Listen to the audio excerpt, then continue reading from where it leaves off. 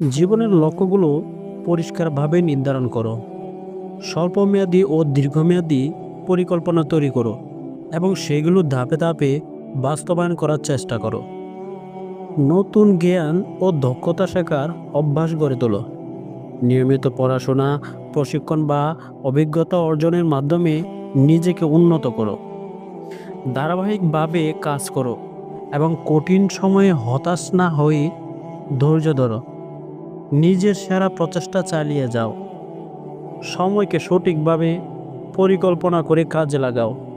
অপ্রয়োজনীয় কাজ এড়িয়ে গিয়ে গুরুত্বপূর্ণ কাজকে প্রাধান্য দাও। নিজের প্রতি আস্থা রাখো এবং ব্যর্থতাকে শিক্ষার অংশ হিসেবে দেখো। সবসময় ইতিবাচক দৃষ্টিভঙ্গি বজায় রাখো। এই অভ্যাসগুলো নিয়মিতভাবে চর্চা করলে সাফল্যের পথে এগিয়ে যাওয়া সম্ভব। এমন দক্ষতা অর্জন করুন যা বর্তমান যুগে প্রয়োজনীয়, যেমন প্রযুক্তি, যোগাযোগ বা নেতৃত্বের গুণাবলী। আপনার দুর্বলতাগুলো শনাক্ত করে সেগুলোকে শক্তিতে পরিণত করুন। তাহলে আপনার সফলতা এমনিই ধরা দিবে।